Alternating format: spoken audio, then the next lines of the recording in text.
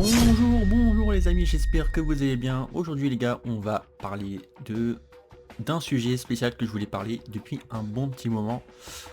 C'est le sujet du coup de Inojin. Et oui, Inojin avec les petits yeux. Oui, les yeux. Comme vous le savez les gars, donc pour ceux qui ont vu le chapitre 34 de Boruto, donc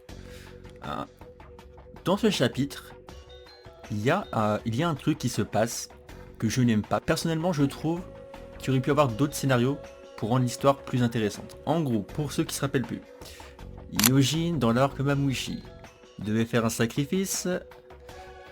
Il devait sacrifier ses yeux pour pouvoir tuer Mamushi parce qu'il était connecté, blablabla, tout ça. Ok.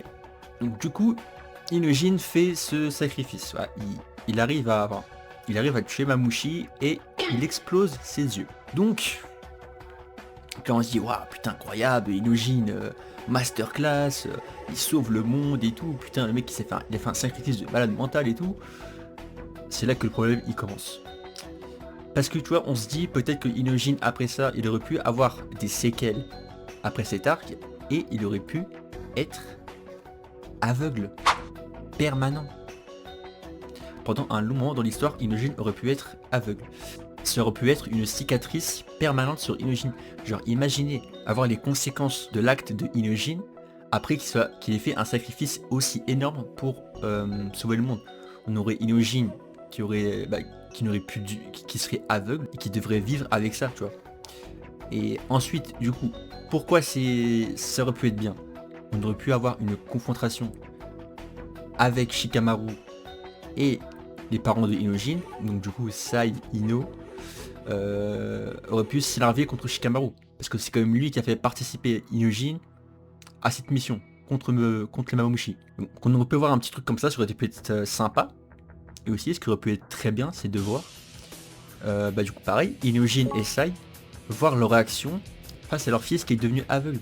Là, tu vois, ça aurait pu être un truc qui est encore aussi incroyable, mais c'est pas Inojin juste qui récupère ses yeux le problème. Le problème majeur dans tout ça, c'est Himawari. Pourquoi? Parce que Himawari, en gros, qu'est-ce qu'elle fait? Bah elle en fait pendant l'arc elle a quasiment pas fait grand chose à part mettre quelques coups de pied, être un support pour soigner les autres. Mais le pire c'est que du coup elle est venue voir Inojin et juste après que Inojin ait fait son sacrifice, on n'a même pas eu le temps de ressentir le poids de l'action du personnage quand en l'espace de 1 minute, à peine, Inojin avait déjà récupéré ses yeux en entier. Et il peut voir tranquillement comme ça. Voilà. C'est nul. C'est nul, franchement c'est nul de ouf. On se fait chier parce que du coup en fait on retire une conséquence, on retire l'action que a fait Inojin qui était censée être pesante dans l'histoire, qui était censée marquer Inojin pendant un bon moment quand même on va dire. Et bah malheureusement tout ça c'est annulé, mis à la poubelle parce que bah Himawari existe, tout simplement. Pareil tu vois, j'ai pensé à Inojin, vu qu'il serait aveugle, imaginez si il se serait entraîné à se battre en étant aveugle, en mode un peu à la Daredevil et tout, et vu que Inojin il a des capacités sensorielles, ça aurait pu être incroyable. Le Shindenshin de Inojin, imaginez il le développe pour qu'il puisse se battre aveugle, et imaginez avec le katana de Inojin comme ça, ah mais ça aurait été incroyable. Franchement quand tu vois Inojin avec les fanarts, et tu vois là qu'il a le bandeau dans les yeux comme ça là, mais c'est un truc de malade. Vraiment les gars, je vous jure, c'est incroyable. Mais ce qu'on a eu à la place du coup, bah c'est quoi? C'est Inojin qui récupère ses yeux directement. Du coup c'est chiant, parce que en fait ce que ça fait bah du coup que, encore une fois, Inojin n'a pas de conséquences, il n'y a pas de cicatrice permanente, il n'y a pas de nouveauté au niveau du personnage qui pourrait être amené, voilà, en termes de jutsu, de design, d'intérêt à l'histoire. Là en fait Inojin il est juste redevenu au point A. En fait Inojin il a fait point A, point B pendant 1 seconde, hop, point A. Et c'est fini. Là Inojin il est comme il était avant en fait, et du coup bah en fait ça ne change rien au personnage et ça n'apporte pas grand chose vraiment à l'histoire non plus, parce que en soi on pourrait juste limite en fait on pourrait juste skip l'arc Mamushi entier, tu prends Inojin du début et là tu prends Inojin chapitre 35, ça ne change rien. Vraiment le perso ne change pas. Mais du coup voilà, du coup le problème en fait dans cette histoire c'est Himawari.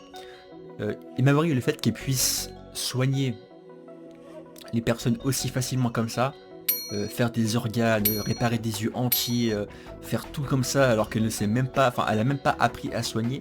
pour moi c'est abusé. Par exemple Imamori, donc le fait que ça fasse ça dès le début, pour moi c'est abusé. Genre en fait l'auteur ne laisse même pas une marge de progression à Imamori pour qu'elle puisse apprendre peut-être à maîtriser son pouvoir, apprendre à soigner les gens meilleurs. Tu vois, moi en fait j'ai pas de souci à ce qu'elle arrive à soigner. Moi ce que j'aime pas c'est qu'elle arrive à soigner des gens aussi facilement et faire des trucs genre aussi fous. Pour moi c'est un truc qu'on a vu dans Naruto avec Naruto en mode Rikudo. Tu vois, c'est un truc qu'on a vu vers la fin de Naruto et qu'on a vu. Et Naruto il avait eu des pouvoirs divins, disons-le. Imamori elle n'a que Kurama. Elle ne maîtrise pas Kurama. C'est pas normal les gars. Donc pour moi Imamori en fait ce personnage gâche l'histoire parce que du coup on peut simplement se dire que en fait les personnages ils sont tranquilles pendant n'importe quelle période parce que en fait si un personnage se fait attaquer brutalement, en fait Imamori peut juste venir et tout soigner directement. Si elle est présente bien sûr, mais pour la plupart des cas et des combats qu'on a eu, ça se passe à Konoha. Donc si Imamori est à Konoha et qu'un mec est blessé, Imamori va soigner les gens. Et c'est ce qu'elle a fait à chaque fois. Elle l'a fait avec Sarada, avec Boruto, elle a fait qui avec du coup Inojin, bref, voilà, c'est nul à chier. C'est nul. Les gars, je suis désolé, c'est nul à chier. Tout ça pour dire les gars que Inojin pour moi ça aurait pu être un perso qui aurait pu être masterclass vraiment. S'il aurait eu ces trucs là, s'il aurait eu cette cicatrice permanente et on aurait eu les conséquences après cet arc là, pour moi le personnage aurait pu être incroyable, mais vraiment. Bon du coup les gars dites-moi votre avis en commentaire, est-ce que vous en pensez et sur ce je vous laisse. Peace.